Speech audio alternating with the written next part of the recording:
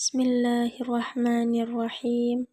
Assalamualaikum warahmatullahi wabarakatuh. Kami dari kelompok 4.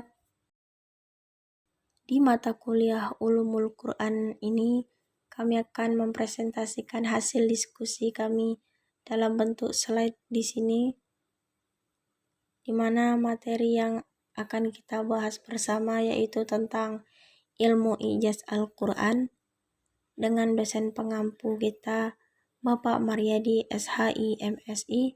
Sebelum memasuki materi tersebut, alangkah baiknya kita ketahui dulu konsepnya.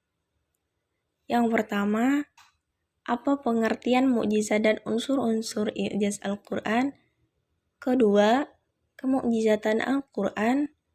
Yang ketiga, aspek-aspek kemukjizatan Al-Quran. Dan yang keempat, bagaimana pandangan ulama tentang kemukjizatan Al-Quran. Dan materi tersebut akan disampaikan oleh pematerinya, yaitu Nurul Ulfa Apriliasti dan Sofyan Sauri. Berikut ini. A. Pengertian mukjizat dan unsur-unsurnya. Menurut bahasa, kata mukjizat berasal dari kata ijaz. Diambil dari kata kerja ajaza ijaza yang berarti melemahkan atau menjadikan tidak mampu. Menurut istilah, mukjizat adalah peristiwa luar biasa yang terjadi melalui seseorang yang mengaku nabi sebagai bukti kenabiannya. Kata ijaz dalam bahasa Arab berarti menganggap lemah kepada orang lain. Sebagaimana Allah Subhanahu wa taala berfirman dalam surat Al-Maidah ayat 31 yang artinya, "Mengapa aku tidak mampu berbuat seperti burung gagak ini, lalu aku dapat menguburkan mayat saudaraku ini?" Unsur-unsur mukjizat sebagaimana dijelaskan oleh Quraisy Shihab adalah 1. Hal atau peristiwa yang luar biasa. 2. Terjadi atau dipaparkan oleh seseorang yang mengaku nabi. 3. Mendukung tantangan terhadap mereka yang meragukan kenabian. 4. Tantangan tersebut tidak mampu atau gagal dilayani. B. Kemukjizatan Al-Quran. Syekh Muhammad Ali As-Sabuni dalam tulisan Usman menyebutkan segi-segi kemukjizatan Al-Quran yaitu 1. Keindahan sastranya yang sama sekali berbeda dengan keindahan sastra yang dimiliki oleh orang-orang Arab. 2. Gaya bahasanya yang unik yang sama sekali berbeda dengan semua gaya bahasa yang dimiliki oleh bangsa Arab. 3. Kefasihan bahasanya yang tidak mungkin dapat ditandingi dan dilakukan oleh semua makhluk termasuk jenis manusia. 4. Kesempurnaan syariat yang dibawanya yang mengungguli semua syariat dan aturan-aturan lainnya. 5. Menampilkan berita-berita yang bersifat eskatologis dan tidak mungkin dapat dijangkau oleh otak manusia kecuali melalui pemberitaan wahyu Al-Quran itu sendiri. 6. Tidak adanya pertentangan antara konsep-konsep yang dibawakannya dengan kenyataan kebenaran hasil penemuan dan penyelidikan ilmu pengetahuan. 7. Terpenuhinya setiap janji dan ancaman yang diberitakan Al-Quran. 8. Ilmu pengetahuan yang dibawanya mencangkup ilmu pengetahuan syariat dan ilmu pengetahuan alam atau tentang jagat raya. 9.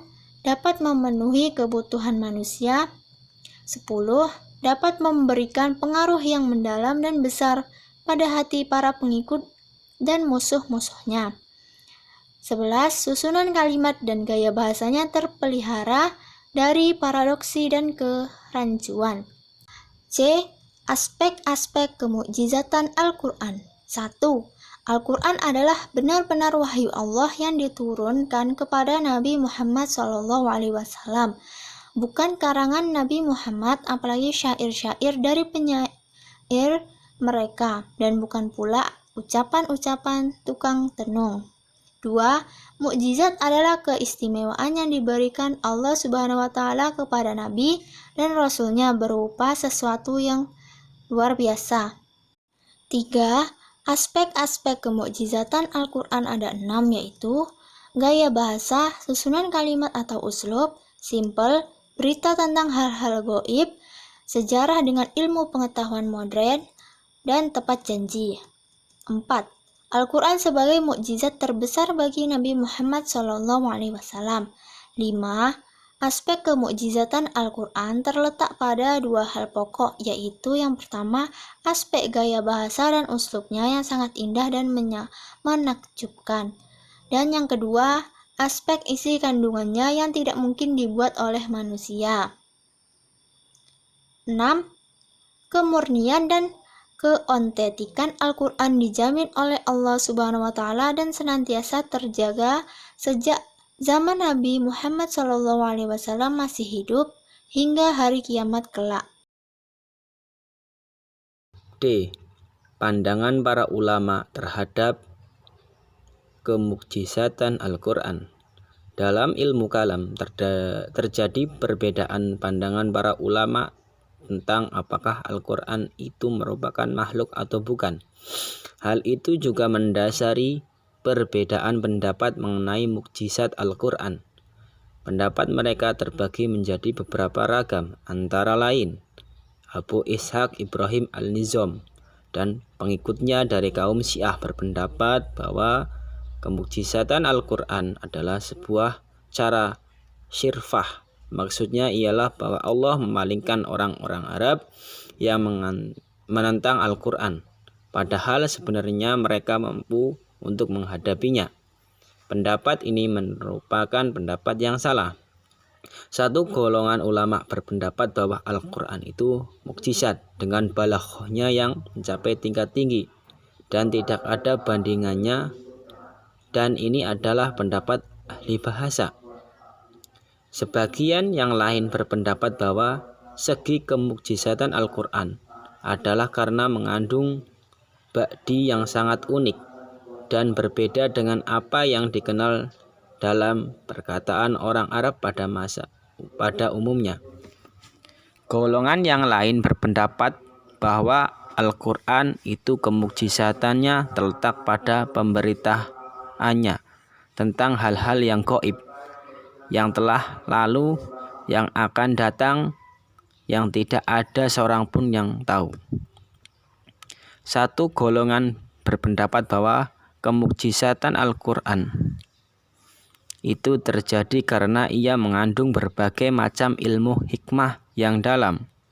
Dengan demikian, berbagai pandangan ulama mengenai kemukjizatan Al-Quran sebenarnya peninjauan hal itu hanya berdasarkan keilmuan yang mereka miliki. Perbedaan itu disebabkan oleh keilmuan yang mereka miliki berbeda-beda antara satu ulama dan ulama yang lain. Demikianlah materi yang dapat disampaikan oleh kami, di mana kami dan kita semua mendapat kesimpulan bahwa Al-Quran merupakan mukjizat terbesar yang diturunkan Allah kepada Nabi Muhammad melalui malaikat Jibril secara berangsur-angsur, dan kemukjizatan Al-Quran tidak dapat diragukan lagi.